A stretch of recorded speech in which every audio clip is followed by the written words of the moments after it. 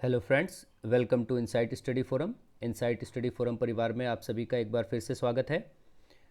इस वीडियो में हम लोग यूपी पीसीएस प्रीलिम एग्जामिनेशन के क्वेश्चंस की सीरीज़ को आगे बढ़ाएंगे और आंसर की देखेंगे क्या आंसर आपके सही हो सकते हैं। जो 11 अक्टूबर 2020 को पेपर आप सबका हो रहा है, इसमें क्या आंसर सही हो सकते हैं, इसका सबसे जल्दी और सबसे फास्ट, सबसे सटीक आंसर आपको उपलब्ध कराया जा रहा है। तो देखिए, आपके सामने क्वेश्चन है 47, जिसमें बोला गया है निम्न में से कौन से पदाधिकारियों को हटाने के लिए संसद की कोई भूमिका नहीं होती।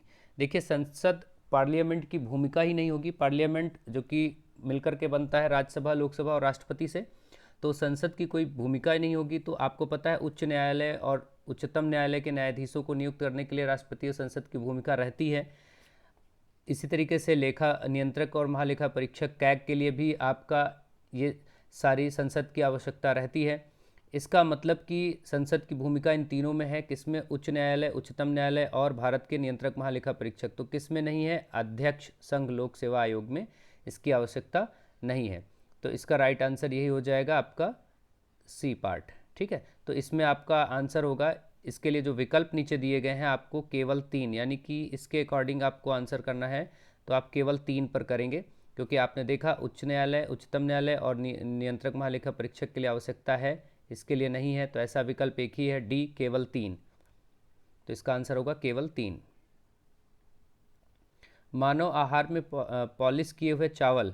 देखिए, यहाँ पर मानव आहार में पॉलिश किए हुए चावल के उपयोग से निम्नलिखित रोग हो सकते हैं। तो आपको यहाँ पर रोग बताना है, कौन सा रोग हो जाता है, निम्नलिखित रोग हो जाता है। कौन सा रोग होगा? इसमें बेरी बेरी होगा। ध्यान रखिएगा, मानव आहार में पॉलिश्ड राइस से अगर रोग की बात करेगा तो बेरी बेरी पर आपको टिक करना है।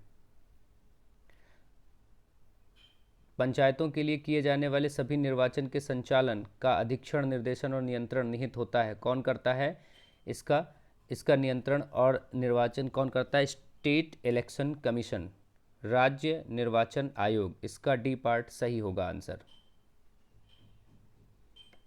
ठीक है, तो इसको आप बोलेंगे स्टेट इलेक्शन कमीशन। ठीक है, इसके बाद निम्नलिखित में कौन सा विटामिन मनुष्य में रक्त के जमने के लिए जिम्मेदार है? रक्त के जमने के लिए जिम्मेदार कौन सा होता है? Vitamin K.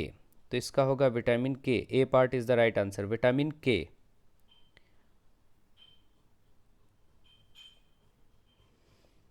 इसके बाद अगला क्वेश्चन देखते हैं। इसमें बोला गया है भारतीय संविधान का कौन सा अनुच्छेद केंद्रीय सतर्कता आयोग का वर्णन करता है? केंद्रीय सतर्कता आयोग का वर्णन कौन सा करता है? सबसे पहले तो आप यही समझ लीजिए कि जो सीवीसी है, सेंट्रल विजिलेंस कमीशन, केंद्रीय सतर्कता आयोग, ये केंद्रीय सतर्कता आयोग संवैधानिक कोई निकाय नहीं है, यानी कि ये गैर संवैधानिक निकाय है, नॉन कॉन्स्टिट्यूशनल बॉडी है।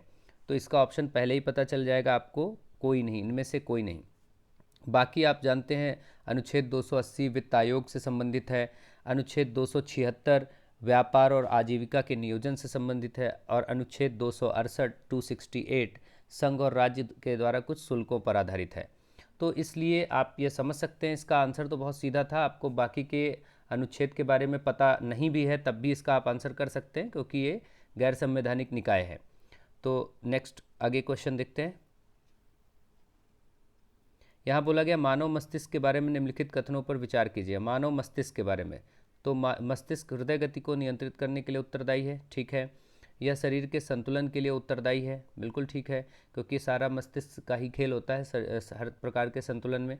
तो इसमें मेरे अकॉर्डिंग आपका ये आंसर जो सही होना चाहिए, दोनों ही सही है, यानी 1 और 2 दोनों इसके सही हैं।